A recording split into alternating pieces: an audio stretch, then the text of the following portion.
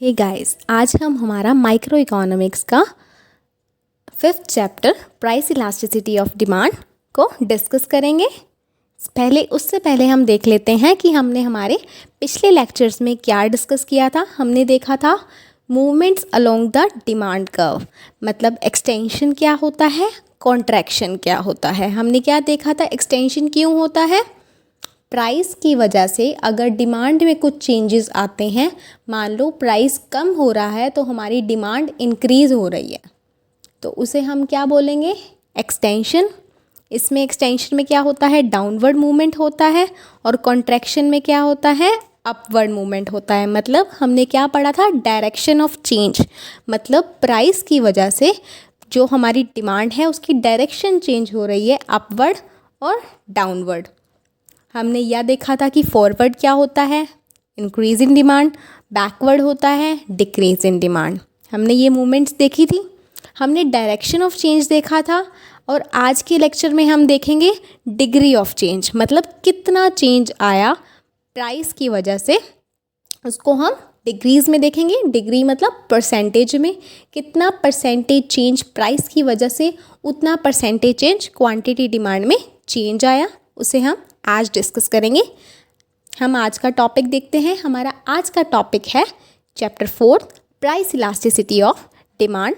इसके अंदर हम देखेंगे कि प्राइस इलास्टिसिटी ऑफ डिमांड होता क्या है, उसके कौन कौन से मेथड्स होते हैं जिससे हम इलास्टिसिटी ऑफ डिमांड, मतलब उसकी डिग्रीज हैं वो, उसे हम मेजर कर सकते हैं। इसके मेनली 2 मेथड होते हैं, परसेंटेज मेथड और जियोमेट्रिक मेथड। इसी मेथड के थ्रू हम एक और मेथड भी इसमें से डिराइव होता है, उसे हम बोलते हैं टोटल एक्सपेंडिचर मेथड। वो हम हमारे नेक्स्ट लेक्चर में डिस्कस करेंगे। फिर आता है degrees of price elasticity of demand. Degrees मतलब कौन कौन से, हमने इसको 5 डिग्रीज में डिवाइड किया है, क्योंकि अब चेंजेस तो बहुत सारे अगर हम एब्सोल्यूट टर्म्स में डिस्कस नहीं कर सकते, क्योंकि वो बहुत ज़्यादा कॉम्प्लेक्स और वाइड हो जाएगा as our economy is so big. So let's start. पहला टॉपिक है प्राइस इलास्टिसिटी ऑफ डिमांड। ये क्या होता है कि परसेंटेज चेंज इन प्राइस में कुछ चेंज आने की वजह से उतना ही सेम परसेंट क्या होता है, क्वांटिटी में कुछ चेंज आता है। इसकी डेफिनेशन भी ऐसे ही होती है, इसे हम हमेशा परसेंटेज में ही डिस्कस करेंगे। Elasticity always measured in percentage, not in absolute terms. Absolute terms में क्यों नहीं है वो मैं आपको बता चुकी हूँ, क्योंकि इतने छोटे छोटे चेंजेस को डिस्कस करना is not our purpose. Price elasticity of demand is defined as a measurement of percentage change in quantity demanded in response to a given percentage change in on price of the commodity. ये हमें समझ में आ गया। अब क्या है कि हम इलास्टिसिटी ऑफ डिमांड को कौन कौन से मेथड से मतलब हम लोग मेजर कर सकते हैं। 2 मेथड्स हैं, प्रोपोर्शनेट और परसेंटेज मेथड। सेकंड है जियोमेट्रिक मेथड। देखते हैं हमारा पहला मेथड, प्रोपोर्शनेट और परसेंटेज मेथड। ये क्या होता है, वही सेम कि परसेंटेज चेंज, अगर प्राइस में कुछ परसेंटेज में चेंज आ रहा है, किसी भी कमोडिटी का प्राइस डिक्रीज़ या इंक्रीज़ हो रहा है, तो डिमांड में भी कुछ ना कुछ इंक्रीज़ या डिक्रीज़ होगा। As always we have seen कि जैसे ही कोई एक्शन होता है तो उसका इक्वल एंड रिएक्शन भी होता है, वैसे ही same price elasticity of demand का एक फॉर्मूला होता है, percentage change in quantity demanded divide by percentage change in price. इसे हम सिंप्लीफाई भी कर सकते हैं। अब percentage change in quantity demanded है तो इसका क्या होगा, इसको हम सॉल्व करेंगे, change in quantity demanded upon initial quantity या ओरिजिनल क्वांटिटी। चेंज हमें पता है कैसे निकलता है, कोई भी क्वांटिटी में चेंज आया है, मतलब अभी नई क्वांटिटी कितनी है, मान लो Q1, पुरानी क्वांटिटी कितनी थी Q1 minus Q divide by Q original quantity, मतलब इसको मल्टीप्लाई बाय 100, हमें परसेंटेज में निकालना है तो मल्टीप्लाई बाय 100। वैसे ही सेम हम प्राइस का भी निकाल लेंगे कि चेंज इन प्राइस कैसा निकलेगा, नया price new price P1 minus और इनिशियल और old price P0 P divide by P, change in price upon original price into 100। हमने ये देख लिया, इसे हम और सिंप्लीफाई करके लिख सकते हैं। अगर हम देखें तो ऊपर भी 100 है, नीचे भी डिवाइड में क्या है 100, तो हम 100 से 100 कट कर सकते हैं इजीली। तो अगर हम चेंज इन प्राइस और ओरिजिनल प्राइस को अगर हम ऊपर लेकर आते हैं, डिवाइड में है तो वो मल्टीप्लाई में होकर उसकी क्या होती है, अगर हम क्रॉस मल्टीप्लाई करते हैं तो वो अपोजिट हो जाते हैं, न्यूमरेटर डिनोमिनेटर बन जाता है और डिनोमिनेटर न्यूमरेटर बन जाता है। Original price upon change in price, ठीक है। हम देखते हैं कि अब हम इसे सिंबॉलिक टर्म्स में लिख सकते हैं। चेंज इन क्यू की जगह हम क्या लिख सकते हैं, चेंज इन क्वांटिटी की जगह डेल्टा क्यू। डेल्टा किस लिए यूज़ होता है, चेंज के लिए, divide by Q into P upon change in P. अब हम इसे सिंपल वर्ड्स में लर्न कर सकते हैं। अगर हमें छोटा सा फॉर्मूला लर्न करना है तो उसमें क्या कर लेंगे हम, change in Q upon change in P multiply P upon Q, ठीक है। अब हमें ये फॉर्मूला समझ में आ गया, तो हम ये छोटा सा फॉर्मूला हर जगह यूज़ कर सकते हैं ताकि हमें पता चल जाए कि कितना चेंज आया है, परसेंटेज चेंज आया है प्राइस की वजह से, ठीक है। अब हम इस कुछ एग्जाम्पल्स के थ्रू समझेंगे। हमारा फर्स्ट एग्जाम्पल क्या है, suppose the price of ice cream. Ice cream का प्राइस 4 रुपये पर कप था, तब उसकी डिमांड थी 1 कप, मतलब पी क्या है हमारा 4 रुपीज़। इनिशियल प्राइस पुराना जो प्राइस था, ओरिजिनल प्राइस कह सकते हैं जिसे। डिमांड हमारी क्यू क्या है 1 कप, ठीक है। साथ साथ आप आंसर को देखते जाएं।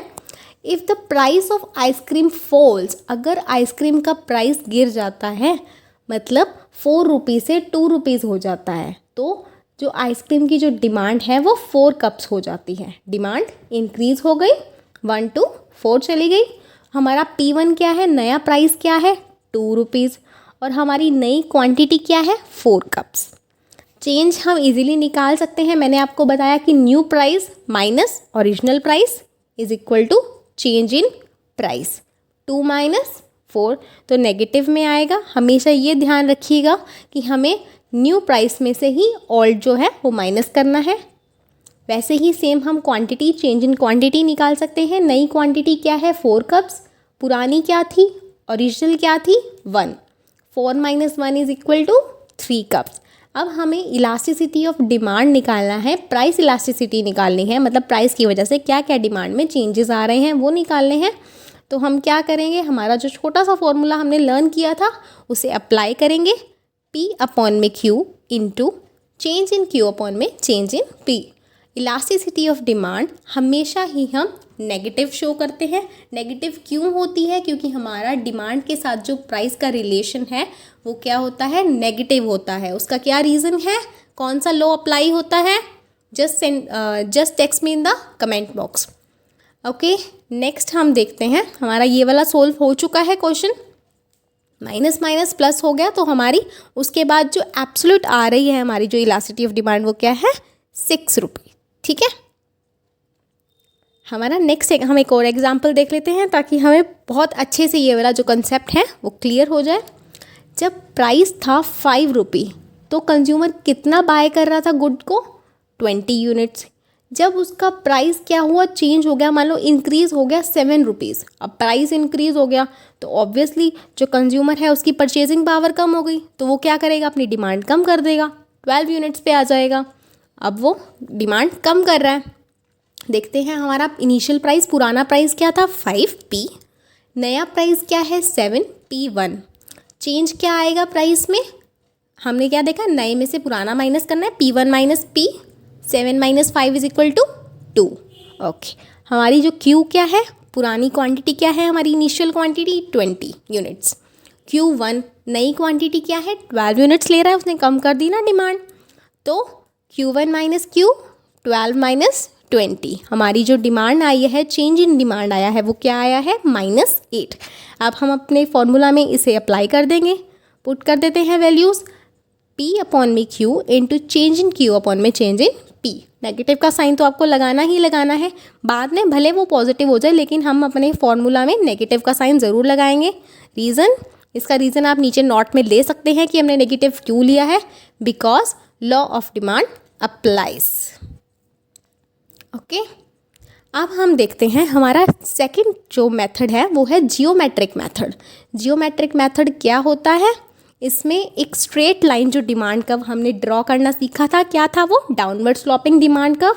हम उस पर देखते हैं कि उस पर अगर एक पॉइंट है, कोई भी पॉइंट आप ले सकते हैं, मैंने मिड पॉइंट लिया है P। जब हम उसका जो लोअर पार्ट है, लोअर पार्ट को जब हम अपर पार्ट से डिवाइड करते हैं तो हमारा क्या आ जाता है? प्राइस इलास्टिसिटी ऑफ डिमांड, मतलब कितना चेंज आया है। हम इसे इस फॉर्मूला के थ्रू भी देख सकते हैं। हम इस डिमांड कर्व के ऊपर किसी भी पॉइंट पर हम अपना इलास्टिसिटी ऑफ डिमांड को मेजर कर सकते हैं। मैंने मिड पॉइंट के थ्रू इसलिए समझाया ताकि वो थोड़ा ईजी हो जाए। बाकी हम इसे नेक्स्ट आगे पढ़ेंगे कि अगर डिफरेंट पॉइंट्स पे वो कितनी इलास्टिसिटी ऑफ डिमांड शो करता है। चलिए, let us find the different degrees of elasticity of demand with the help of following diagram. हम देखते हैं कि कौन कौन सी डिग्रीज हम देखते हैं, 5 होंगे। ठीक है, कौन कितनी डिग्रीज है इलास्टिसिटी ऑफ डिमांड की, हम 5 पॉइंट्स को डिस्कस करेंगे ताकि हमें काफ़ी अच्छे से ये क्लियर हो जाए। क्या है? फर्स्ट हम देखते हैं एम पॉइंट पे।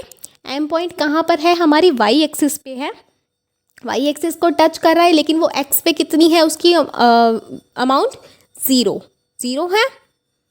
एम पे देख लेते हैं, एम क्या है? Perfectly elastic demand. वहाँ पर क्या है? Perfectly elastic demand. कैसे? मतलब प्राइस में चेंज आता गया, डिमांड प्राइस में थोड़ा सा चेंज आने की वजह से डिमांड क्या हो गई? डिमांड सेम रही, है ना। फिर देखते हैं हमारा पॉइंट एट पॉइंट ए। अब हम देखते हैं पॉइंट ए पे क्या है? Greater than unity. अब क्या? यूनिटरी। क्या है ये? Greater than unitary. अब देखते हैं हमारा हमने क्या फॉर्मूला पढ़ा था? Lower segment divide by upper segment. अब हम देखते हैं A N divide by A M. देख लिया हमने, ए एन क्या है? ज़्यादा है ए एम से, तो क्या है ये? ग्रेटर देन 1 है ना। एट पॉइंट पी पॉइंट पर क्या है? P N lower segment is equal to P M, मतलब लोअर सेगमेंट अपर सेगमेंट के इक्वल है, तो क्या हो जाएगी हमारी elasticity? Is equal to 1। Point B पर देखते हैं, पॉइंट बी का देखते हैं, B N lower segment divide by upper segment क्या है हमारा? बी एम, है ना। तो क्या है हमारा? लोअर सेगमेंट कम है, अपर सेगमेंट ज़्यादा है, तो हमारी क्या होगी जो इलास्टिसिटी है वो लेस देन 1। ओके, अब एट पॉइंट एन देखते हैं। एन पर क्या है? हमारा लोअर सेगमेंट तो 0 है और अपर सेगमेंट क्या है? एम एन, है ना। अब अपर सेगमेंट इतना सारा है, अपर सेगमेंट ज़्यादा है और 0, ऊपर तो 0 ही है जो उसका लोअर सेगमेंट है। तो कोई भी यूनिट है, कोई भी डिग्री है, उसको अगर हम एम एन को अगर 0 से डिवाइड करते हैं तो क्या आंसर आता है? 0 ही आएगा ऑब्वियसली। किसी भी 0 से अगर किसी को डिवाइड करोगे तो उसका आंसर क्या आएगा? 0। Perfectly in elastic demand. ठीक है, हमें ये अब डिग्रीज समझ में आ गई हैं। कौन कौन सी डिग्रीज थी? परफेक्टली इलास्टिक डिमांड मतलब infinity, unit greater than unitary मतलब greater than 1, less than 1, is equal to 1 and 0। हमने 5 डिग्रीज हमने पढ़ ली हैं। अब हम इनको थोड़ा सा डिटेल में पढ़ेंगे। ठीक है, अगर किसी को वहाँ समझ नहीं आया तो लेकिन यहाँ ज़रूर समझ आ जाएगा। हम देखते हैं कि इसको अच्छे से कैसे एक्सप्लेन कर सकते हैं विद टेबल एंड डायग्राम, कि हमें हर चीज़ डिटेल में क्लियर हो जाए। फर्स्ट क्या है? Unitary elastic demand. Unitary elastic demand क्या होती है? ED is equal to 1। जब इलास्टिसिटी क्या होती है? इक्वल होती है। इसमें क्या होता है कि जब प्राइस में चेंज आ रहा है, change in quantity demanded in response to change in price, मतलब इस तरह का चेंज आए, प्राइस की वजह से इतना चेंज आए क्वांटिटी में कि जो टोटल एक्सपेंडिचर वो जो कंज्यूमर स्पेंड कर रहा है, टोटल एक्सपेंडिचर जितना कर रहा है वो क्या रहे? कांस्टेंट रहे। देख लेते हैं हम इसको एक एग्जांपल से देख लेते हैं छोटे से। जब प्राइस ऑफ कोई भी गुड ले सकते हैं आप एग्जांपल में, प्राइस अगर 3 रुपीज़ था तो कंज्यूमर 5 यूनिट्स ले रहा था, डायग्राम में भी आपको शो हो रहा है ना। जब प्राइस क्या हुआ? बढ़ गया कमोडिटी का, 5 रुपीज़ हो गया, तो कंज्यूमर ने अपनी डिमांड क्या की? कम कर दी, 3 यूनिट्स। नॉर्मल रैशनल कंज्यूमर यही करेगा ना कि प्राइस इंक्रीज हो गया तो वो क्या करेगा, अपनी डिमांड कम कर देगा क्योंकि उसकी परचेजिंग पावर कम हो गई। एक्सपेंडिचर कैसे निकलता है, एक्सपेंडिचर का फॉर्मूला आपको सबको पता है, प्राइस मल्टीप्लाई बाय क्वांटिटी, है ना। 3 × 5 = 15 और सेकंड में भी ये है 5 × 3 = 15, है ना। तो हमारा क्या, प्राइस में चेंज आने की वजह से क्वांटिटी में भी चेंज आया, लेकिन हमारा जो टोटल एक्सपेंडिचर है वो क्या रहा, कांस्टेंट, यानी कि सेम रहा। ये यहाँ पर क्या होती है, इलास्टिसिटी क्या होती है, = 1।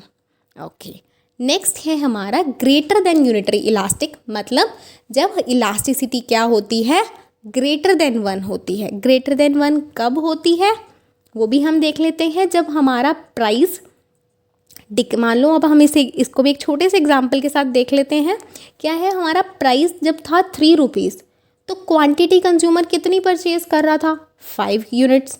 जब प्राइस क्या हुआ, इंक्रीज़ हो गया, कंज्यूमर ने अपनी क्वांटिटी तो कम करनी थी एज़ यूजुअल, कि प्राइस इंक्रीज़ हुआ तो अपनी क्वांटिटी डिक्रीज़ करेगा, कम करेगा। क्यों, लॉ ऑफ डिमांड अप्लाई होता है, डिमिनिशिंग मार्जिनल यूटिलिटी अप्लाई होता है। डिवाइड क्या किया उसने, कम कर दी अपनी डिमांड, 2 यूनिट्स कर दी, है ना। एक्सपेंडिचर क्या आया, जब वो 3 रुपीज़ की वो कॉमोडिटी थी तब वो कितना स्पेंड कर रहा था, कितना एक्सपेंडिचर था, उसको 15 रुपीज़ वो स्पेंड कर रहा था। जब उसकी क्या हुआ, प्राइस और बढ़ गया तो उसने जो अपना एक्सपेंडिचर है वो और कम कर दिया। ऐसे समझ लो कि उसने सेविंग्स करनी शुरू कर दी, तो एक्सपेंडिचर क्या कर दिया उसने, और कम कर दिया। कितना रह गया, 10 रुपीज़। अब क्या हुआ, आपने क्या देखे हम कि प्राइस इंक्रीज़ हुआ तो क्या किया, एक्सपेंडिचर उसने क्या कर दिया, कम कर दिया। मतलब प्राइस, और इसको एक छोटी सी फॉर्मूला डिराइव करके अपने लिख सकते हैं कि अगर प्राइस इंक्रीज, इनके बीच में क्या है, नेगेटिव रिलेशन है। किस में नेगेटिव रिलेशन है, प्राइस और एक्सपेंडिचर में। प्राइस इंक्रीज होगा तो एक्सपेंडिचर कम होगा, प्राइस डिक्रीज होगा तो एक्सपेंडिचर इंक्रीज होगा। ठीक है, वही मैंने ऊपर डेफिनेशन में लिखा है, इसको आपको सिंपल वर्ड्स में मैं एक्सप्लेन कर चुकी हूँ। Demand is greater than unitary elastic when change in quantity when in response to change in on price of a commodity is such that क्या है कि टोटल एक्सपेंडिचर इंक्रीज हुआ, प्राइस डिक्रीज हुआ, टोटल एक्सपेंडिचर डिक्रीज हुआ, price increase हुआ। ये हमें बहुत अच्छे से समझ आ चुका है। अब हमारा नेक्स्ट देखेंगे, less than unitary elastic demand. ये क्या होती है, जब प्राइस इलास्टिसिटी ऑफ डिमांड क्या होती है, लेस देन 1। ये कब होगी, जब प्राइस और टोटल एक्सपेंडिचर में क्या होगा, पॉजिटिव रिलेशन होगा। मतलब जब प्राइस इंक्रीज हुआ टोटल एक्सपेंडिचर भी इंक्रीज हुआ, जब प्राइस डिक्रीज हुआ टोटल एक्सपेंडिचर भी डिक्रीज हुआ। डिमांड में तो चेंज आएगा ही आएगा, वो तो हमें पता ही है, वो चीज़ तो नॉर्मल है, लॉ ऑफ डिमांड अप्लाई होगा ही होगा, हर केस में होगा, एक्सेप्शंस को कुछ छोड़कर। प्राइस क्या है, जब 3 रुपीज़ प्राइस था तो क्वांटिटी क्या थी, 5 यूनिट्स, एक्सपेंडिचर कितना कर रहा था वो 15 यूनिट्स का। जब प्राइस 5 रुपीज़ हो गया, डिमांड तो उसने ऑब्वियसली कम करनी थी, उसने 4 यूनिट्स कर दी। एक्सपेंडिचर कहाँ आ गया, वो 20। एक्सपेंडिचर क्या कर रहा है, ज़्यादा स्पेंड, है ना, ज़्यादा स्पेंड कर रहा है। तो इसमें क्या हुआ, जब इलास्टिसिटी क्या है, अलग अलग गुड्स के केस में अलग अलग इलास्टिसिटी होती है। ये चीज़ आपको थोड़ा सा ध्यान में रखनी है। कौन सी गुड्स हैं, नेसेसिटी गुड्स होती हैं, कुछ होती हैं हमारी लग्जरी गुड्स, है ना। सब गुड्स के अकॉर्डिंग उनकी इलास्टिसिटी होती है, इलास्टिसिटी ऑफ डिमांड होती है। ठीक है, ये हमें समझ में आ चुका है कि जब प्राइस और टोटल एक्सपेंडिचर में क्या होता है, पॉजिटिव रिलेशन होता है, तब हमारी डिमांड, इलास्टिसिटी ऑफ डिमांड क्या होती है, लेस देन 1। ओके, अब हम नेक्स्ट देखते हैं कि प्राइस, जब हम इसको क्या बोल सकते हैं, मतलब इलास्टिसिटी ऑफ डिमांड ज़ीरो कब होती है, क्या ज़ीरो भी होती है, कब होती है, इसको हम इन इलास्टिक डिमांड बोल सकते हैं। इलास्टिक का मतलब क्या होता है, हमने थोड़ा सा देख चुके हैं। इलास्टिक क्या होता है कि वो उसको कितना भी इंक्रीज़ कर सकते हैं, इंक्रीज़ होता है, डिक्रीज़ होता है, चेंजेस आते रहते हैं। इन इलास्टिक क्या होगा, मतलब डिमांड में कोई चेंज नहीं आएगा। प्राइस में कितना भी चेंज आता रहे, डिमांड में कोई चेंज नहीं आएगा। डिमांड क्या रहेगी, कांस्टेंट रहेगी, भले प्राइस कितना भी इंक्रीज़ हो जाए। तो डिमांड क्या रहेगी, कांस्टेंट रहेगी। नेसेसिटी गुड्स हैं, सॉल्ट है, जितनी जिसको चाहिए वो उतनी ही लेगा ना। एक्स्ट्रा में उसका स्टॉक करके क्या करेगा, जब उसका प्राइस कांस्टेंट ही रहे, प्राइस की मतलब ज़्यादा चेंजेस नहीं आएंगे उसमें, है ना। नेसेसिटी गुड है, नेसेसिटी गुड में क्या रहेगी, पता लग गया हमें कि सॉल्ट के केस में क्या रहेगी, इन इलास्टिक डिमांड, इलास्टिसिटी रहेगी, है ना। ठीक है, ये आपको समझ में आ चुका है विद एग्जाम्पल कि प्राइस जब 3 था तब भी वो डिमांड कितनी कर रहा था, 4 यूनिट्स की। प्राइस जब 5 होगा तो भी वो डिमांड कितनी कर रहा है, 4 यूनिट्स की। ठीक है, इसे हम डायग्राम में देख चुके हैं। क्या है डायग्राम में कि इनइलास्टिक डिमांड है, प्राइस 3 to 5 हो गया तो डिमांड कितनी हो गई, देखिए 4 ही है, सेम ही रह रही है। ठीक है, अब हम नेक्स्ट देखते हैं परफेक्टली इलास्टिक डिमांड। इसमें क्या होता है, इलास्टिक बोल दिया मतलब प्राइस में मतलब क्या है, प्राइस सेम रहेगा, डिमांड इंक्रीज होती रहेगी। इसमें केसेस क्या हो सकते हैं हमने पढ़ चुके हैं, फैक्टर्स हमने कहीं पढ़े हैं पिछली बार। डिमांड में क्या पढ़े थे हमने लास्ट चैप्टर में, कि बहुत सारे फैक्टर्स होते हैं जो डिमांड को इफ़ेक्ट करते हैं अदर देन प्राइस। इनकम हो सकती है, नंबर ऑफ़ कंज्यूमर्स हो सकते हैं, एक्सपेक्टेशंस हो सकती हैं कि नियर फ्यूचर में क्या क्या चेंजेस आ सकते हैं, और रिलेटेड गुड का प्राइस वो भी इफ़ेक्ट करता है, सब्स्टिट्यूट है, कॉम्प्लीमेंट्री है, सबका अलग अलग है कि बहुत सारी चीज़ें हैं जो हमारे एक प्राइस को इफ़ेक्ट करती हैं, है ना। तो हो सकता है कोई और फैक्टर हो जिसने क्वांटिटी हमारी डिमांड को इफ़ेक्ट किया हो। प्राइस तो एज यूजुअल कांस्टेंट रहेगा इस केस में। क्या है, a perfectly elastic demand refers to a situation when demand is infinite, मतलब डिमांड कितनी भी इंक्रीज हो सकती है at the prevailing price. Price क्या है, कांस्टेंट है। It's a situation when slightest rise in price, मतलब ये चीज़ भी हो सकती है कि अगर थोड़ा सा प्राइस में चेंज आया तो हमारी जो डिमांड है ना वो ज़ीरो भी जा सकती है। मतलब एकदम से इलास्टिक है, एकदम से बहुत ज़्यादा भी हो सकती है, एकदम से बहुत कम भी हो सकती है, इनफैक्ट ज़ीरो तक आ सकती है। तो ये कौन सा केस होता है, परफेक्टली इलास्टिक डिमांड, या फिर इन्फिनिट इलास्टिसिटी भी बोलते हैं। Thank you for watching. आपको जो भी हमारे प्रीवियस लेक्चर्स हैं, जो आपको कुछ चीज़ें आपको लग रहा होगा कि आपको नहीं पढ़ी हुई हैं, तो आपको हमारे प्रीवियस लेक्चर्स में मिल जाएंगी। वो प्रीवियस लेक्चर के सारे लिंक आपको डिस्क्रिप्शन बॉक्स में मिल जाएंगे। हम हमारे नेक्स्ट लेक्चर में क्या डिस्कस करने वाले हैं, हमारे जो हमारा एक मेथड पेंडिंग है, कौन सा, टोटल एक्सपेंडिचर मेथड, और कौन कौन से फैक्टर्स होते हैं जो हमारे प्राइस इलास्टिसिटी ऑफ डिमांड को इफ़ेक्ट करते हैं, है ना। वो सब हम डिस्कस करेंगे हमारे कल के लेक्चर में।